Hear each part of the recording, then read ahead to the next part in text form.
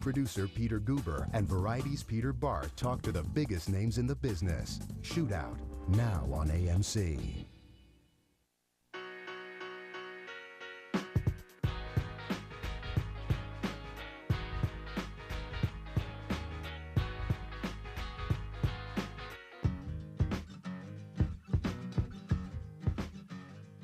Hello, I'm Peter Goober. And I'm Peter Bart, and welcome to Shootout. So Comic-Con, of course, is this exploding ingathering of geeks and freaks who basically love comic books and video games. And it's really an ingathering that started out kind of small and has become enormous. A couple of 100,000 people jammed into San Diego. There's The Watchmen, there's Iron Man, which people are talking about there. And they show little snippets of all these films. I mean, they're remaking the Hulk yet again. When the biggest picture in the world is The Simpsons, and the Transformers is close behind, we are entering a whole different epoch when it comes to what kind of material is really the basis for movies. I mean, the old Hollywood model that said, you know, you buy a play, you buy a novel, and maybe you adapt Dickens or Thomas Hardy or something, and you put in your stars and crank it out. Boy, have we come a long way from that. I mean, what does all this tell you, Pete? Something, as you said, and absolutely nothing. Because when you're on that journey, when you're deciding what to make, when you're trying to source and find the holy grail of a property or an idea to make into a movie, it's your journey. And sure, it's easy to say a comic book hit. I've been there with Batman, or a spec script. I've been there with Flashdance, or a big book. I've been there with Color Purple. But the reality is, for those of us who are searching for a product that we want to make into movies, it comes from inside of ourselves. You know, the vision keeper has to keep the vision for a long time. So if you don't really have a discourse, a narrative with yourself of what you really want to make and know what you really want to make and just run down to Comic-Con and think you're going to see what they want to see, that's a fool's errand. You see, I think there's a subtext to your remarks which you didn't quite hit, and that is the fact that the studio development system is essentially bankrupt. I mean, each of the studios basically buries the vision of the vision keepers that you were citing, because you have endless scripts, you have 10 writers on working on something. I mean, these new ideas from games, from comics, whatever, A, they have to come to fruition quickly. B, you have to entrust them to the Zack Snyders of the world or whoever.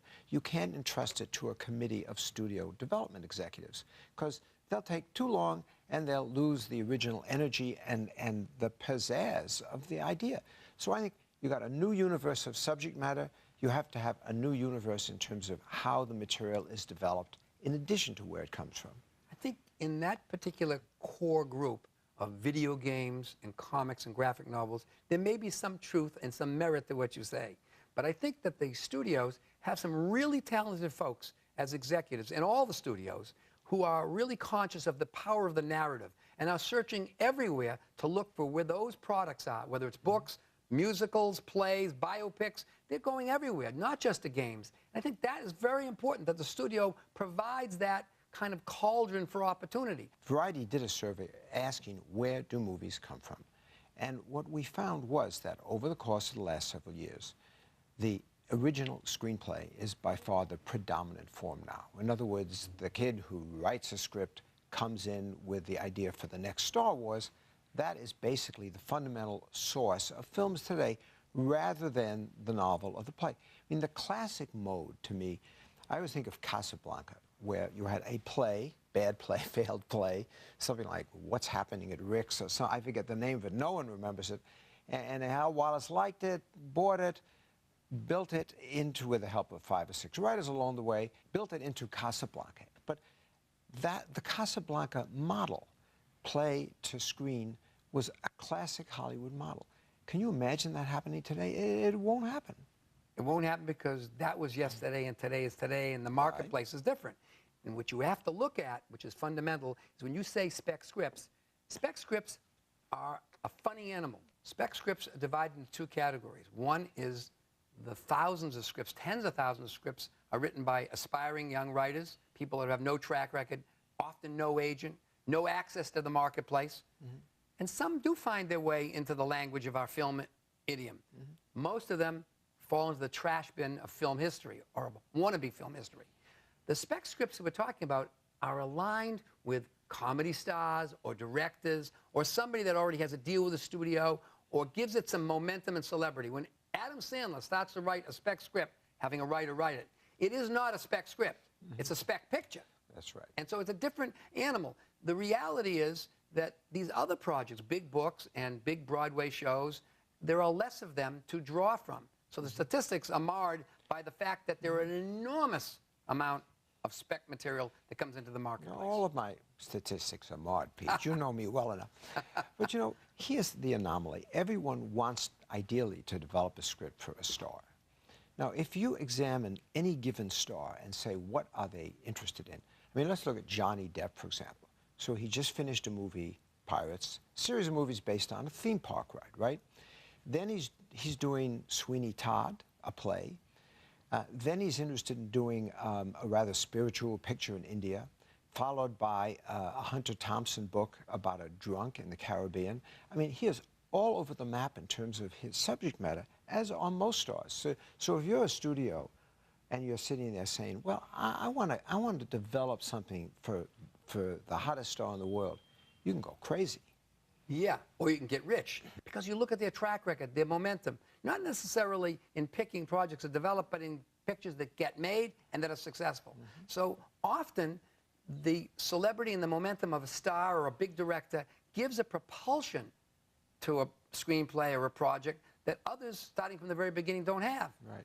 Hits come from everywhere, and flops come from everywhere. Yeah. So what does it tell you about where to look if you're a vision keeper, if you're a person that wants to produce or write a project or develop a project or get a movie made, where is the richest place to look? May I answer that? Yes. I don't have the remotest idea, and that's why I'm so glad I'm not running a studio or trying to produce pictures. My answer is you look inside you. You look inside what you like, in what chair you'd like to sit in to watch what movie. And the trick is to be true to that all the way through your vision. I'd say amen to that.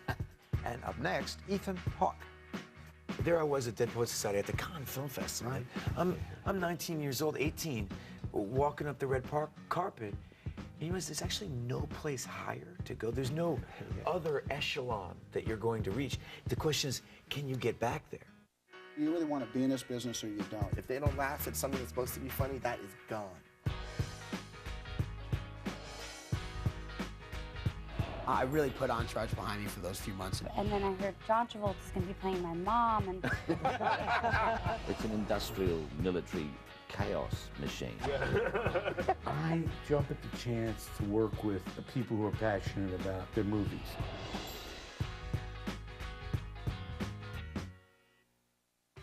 Here's what people are saying about Osteobiflex, the #1 doctor-recommended joint care brand. I'm 77 years old, and I work as a waitress. I work 10, 12, 14 hours a day. I exercise. I walk 3 miles in the morning. I just couldn't do it without Osteobiflex. My name is Greg Moore. I'm 42 years old, and I take Osteobiflex twice a day. My doctor recommended I take Osteobiflex, and it's great. I'm an active guy. I play basketball once a week. I play softball, and I run around with the kids. I would highly recommend Osteobiflex to anyone. It's done a great job for me. I'm amazed at the results I've seen from my patients taking Osteobiflex. It works by helping to lubricate the joint, and it helps to maintain the cartilage. Not only did it stop the discomfort and the stiffness, but it gave me full mobility again. The glucosamine and chondroitin, as found in Osteobiflex, actually lubricates and cushions your joints to provide free movement, mobility, and comfort. And only Osteobiflex has Joint Shield with 5-Loxin. Taking 5-Loxin showed improvement in joint comfort within 7 days. For a $3 off coupon and more information on Osteobiflex, go to osteobiflex.com right now. Osteobiflex has lubricated all my joints, my shoulders, my neck, my back, my knees, my hips. Osteobiflex is marvelous. I recommend Osteobiflex to my patients, and not only do I recommend it, I also use Osteobiflex myself. My favorite activity is swimming. Prior to taking Osteobiflex, I had some problems kicking my legs. Osteobiflex has given me mobility. I wasn't getting that crunching, grinding sound in my joints. The glucosamine and chondroitin, as found in Osteobiflex, actually lubricates and cushions your joints to provide free movement, mobility, and comfort. And only Osteobiflex has Joint Shield with 5-Loxin. Taking 5-Loxin showed improvement in joint comfort within 7 days. Osteobiflex is available wherever quality vitamins and supplements are sold.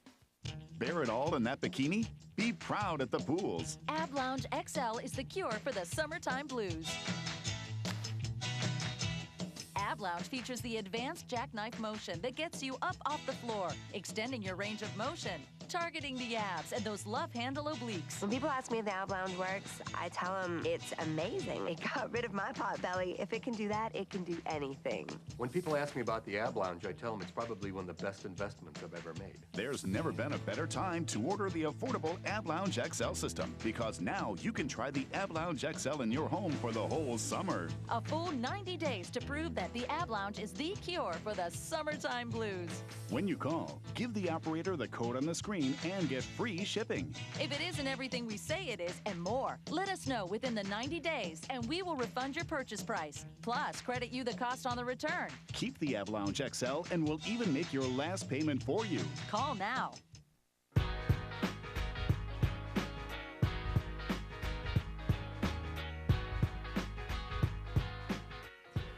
Ethan Hawke is a quadruple threat: novelist, screenwriter, director, star. When you think of it, Pete, he got nominated for Best Supporting Actor for Training Day, for screenwriting for Before Sunset, and then he won a Tony nomination for The Coast of Utopia last year. That's an amazing record. Thought it was supposed to be hot in Texas. Yeah, it's the hottest state. What? Fort Worth's the hottest state I know. My dad lives there, my grandma too, most every grandparent except a few. I like it there. Boy, is it hot. What's that? It's a poem you wrote when you were a kid. Oh, yeah? Does that make you feel better that you remember some poem? No, it doesn't. So, Ethan, to put this in the right context, you started writing this novel, what, 15 years ago, right? So the hottest state dates back a long time in your mind, and you stayed with it through novel, into film. It's a very weird thing to do. When you look at that and you say that you wrote the novel, you wrote the screenplay, you directed the picture, and you starred in the picture, who'd you talk to? Who gave you the insights? Where are you going to have that collaborative resource that so many films need? It's a really good question. I loved working with a cinematographer so much. This guy, Chris Knorr, who shot my movie, it was so exciting to be around. And we had a lot of ideas together. And then, funnily enough, the thing I'm probably most proud of with the movie, the thing that's kind of different than a lot of movies, is what we did with the music. That was how those, I mean, Jesse Harris, who was my composer, talked me into playing the part in the movie. I mean, those were the people that I collaborated with. But the other thing is I did miss somebody to say no, really, that you had to listen to. I don't think you need an enemy. You need a collaborator. And sometimes some people need that to be confrontational. Yeah. Do you know? And some people don't. Richard Linklater, Julie Delpy, and I made 2 movies together, and we were there to inspire each other. We weren't there to control or fight with each other. Yeah. And we had no enemies, and they're 2 of the best movies I've been a part of. And we had the same thing on Training Day. There was no enemy there. But you had a director. Yeah, but we had collaborators. Denzel Washington. That's what I'm saying. And you had a studio. You had, and these are all very opinionated people. And right, and so the adversarialness, as long as it's the right attitude, comes often a better result. Happy set doesn't necessarily mean great picture. Yeah. Translated, we're by and large terrible people to work with, so that's why I'm getting that feeling because I've worked with some executives before that feel it's important that you have something to buck up against, and they're willing to be that person. You know, it's like, oh, give me a break. We're joking, and to a degree. But can we go back to working with Denzel for a minute? Sure. Because he's such a presence. Yeah. I mean, that must have been Training Day. It was a great role for you. But what was it like, scene by scene, working with that character? Have you guys had him on the show? Yeah, it's great. Yeah. Well, he fills a room. You want to talk about an alpha male. You know, I mean, this is, I learned so much from him. I mean,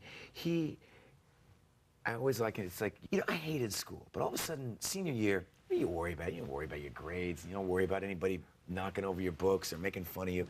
You feel like you own the joint, you know? And I feel like Denzel walks through the world like he owns the joint, you know? I mean, he seems intimidated by nothing, and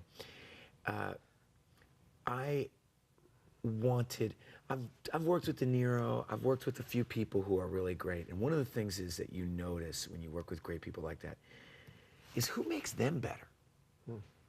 You know, like you're like he's always like picking up everybody else's slack, you know.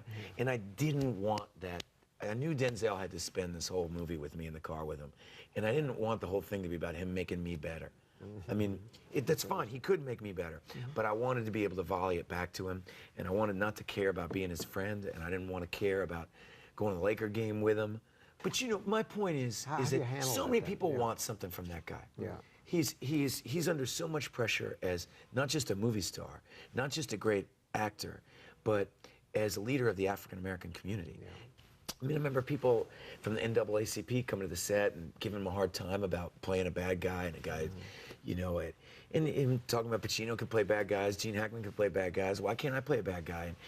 And I realized, like, I don't have to have any of these conversations. You know, and he's carrying a lot of weight with him. Yeah, but it gives him a lot of gravitas, you know, carrying that weight in his performance. You see it in his being. You do. And you know, when you look at yourself, you burst onto the scene. The Dead Poets Society. With Robin Williams. I mean, he's always on. He eats the, you know, he can take the air out of your mouth. So how do you find the space with that kind of presence? My biggest scene in that movie, the scene I was most scared to do, is he has to drag me out of the class. I sound my barbaric yawp over the rooftops of the world, and I'm supposed to compose a poem, improvisatory, in front of the class. Do you know, it's a scene. It was my character's big coming out. It was really, it's a difficult scene. When you read it, you go like, ah. And you were 19 years old. Yeah, 18, and Robin says to me, come to my trailer, and we'll work on this, you know. He said, because you know, he's an amazing life force and performer, but to try to be good in that scene and to try to be in the scene and not just let him do it all, you know, knowing how to serve back in the right way. Now, what did he say to you? How did he try to help you? He helped me with his eyes. He helped me by believing in me.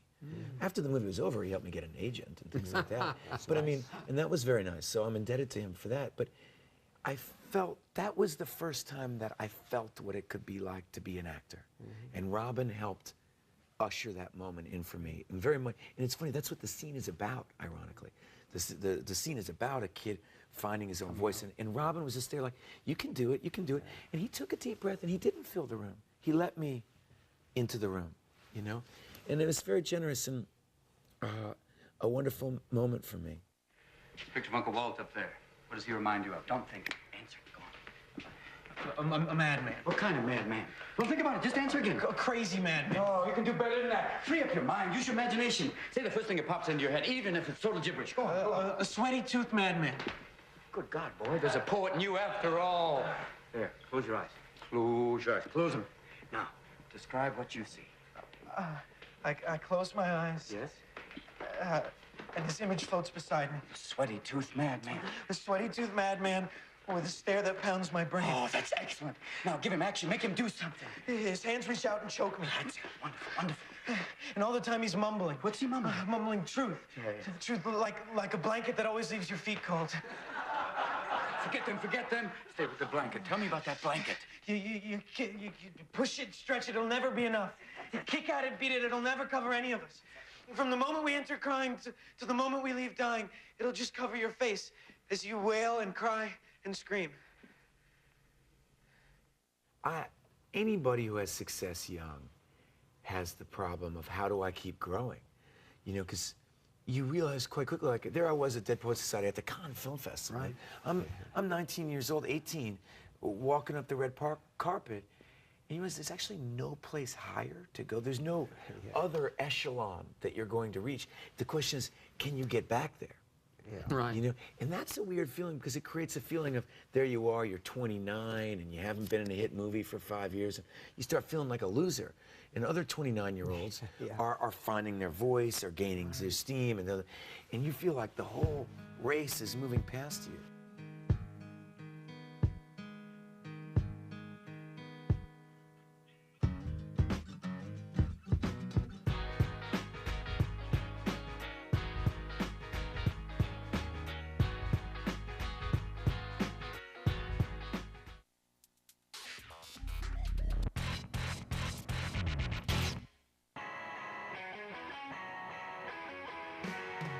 had a little chat with the FBI. The FBI so much as spits in your direction. You'll let me know before it hits the ground, won't you, Mitch? Just can't get myself away from you. If we run, they find us.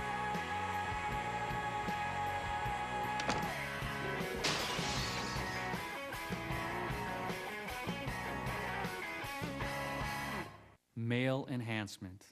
5 years ago, few believed that this simple capsule could make a man larger. There was a lot of skepticism that a simple capsule could do such an amazing thing. A capsule that can make a man larger? But now, 5 years later, Extends has sold over 100 million capsules to men of all ages all over the world. That's because the key ingredient in Extends has been scientifically proven to increase the size of that certain part of the male body. It's not a gimmick, it's real science. Hello, I'm Dr. Stein, founder of the Stein Medical Institute, and I'm here to talk to you about Extends. Extends is a revolutionary tablet designed to do one main thing, to increase the size of that certain part of the male body and promote an overall better love life. I have personally researched the formula in Extends and found it to be truly effective. We're so sure Extends will make you larger, we're going to give you a week's supply absolutely free. All you pay for is the postage stamp. A week's supply of Extends for the cost of a postage stamp. If Extends didn't do something pretty amazing, could we afford to do this? What have you got there, honey? I ordered a male enhancement product called Extends. Male enhancement. You mean like building more muscles? No, you know, male enhancement. Does that really work? We're so confident that this will work for you that we'll make you this guarantee. If you don't see real noticeable growth, it costs you nothing. This made me a heck of a lot bigger. I've been really happy and I got bigger. Well, what do you want me to tell you? It got bigger. Well, things become bigger. And what are your results? I'm bigger. You're bigger, and you're not embarrassed to say this. Ah, no way. We're so sure Extends will make you larger, we're going to give you a week's supply absolutely free. All you pay for is a postage stamp. A week's supply of Extends for the cost of a postage stamp. Call now for your free week's supply of Extends. You have nothing to lose, but a lot to gain.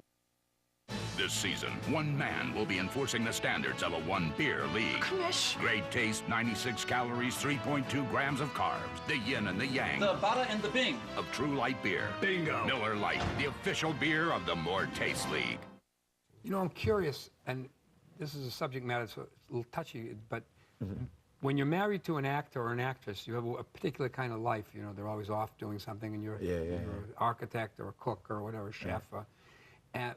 But when an actor is married to an actress, their two lives are completely moving in different directions. I know a lot of my friends are married to actresses. And I don't know how they do it. I personally think it's in my experience, I feel it's not about, you know, love and belief and these things can only take you so far. There's a certain geometry to life.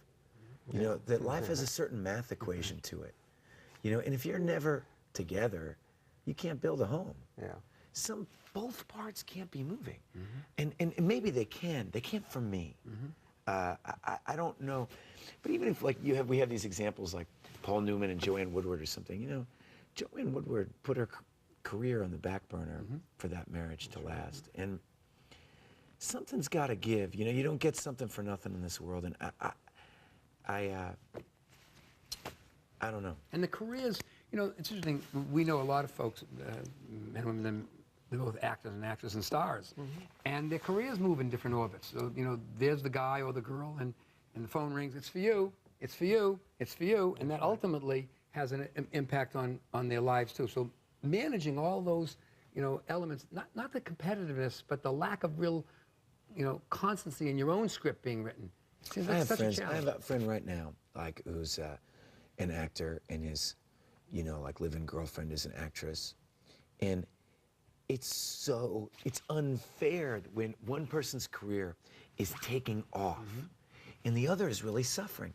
What happens, it's not that they're jealous of each other. It's not to belittle, it's that your person you share your life with isn't in the mood to support your you know, you want to be able to go on a, you know, you want to have a pity party for yourself. But they're off to the, you know, Golden Globes, you know. And you don't want to go because it's uncomfortable. Because everybody's going to think you're jealous. Right. That's right. You know? Well, that's where Warren Beatty plays that role beautifully, where he knows how to play the stage husband. And, you know, he and Annette have traded off those roles. Right. They do it very gracefully. But it's a Warren tough Beatty, role. though, let's be clear, is his He's ego. a force of nature. Yeah, is not. It's not in danger. His self-esteem is not. You know, he's okay. He's not on my prayer list. Do you know what I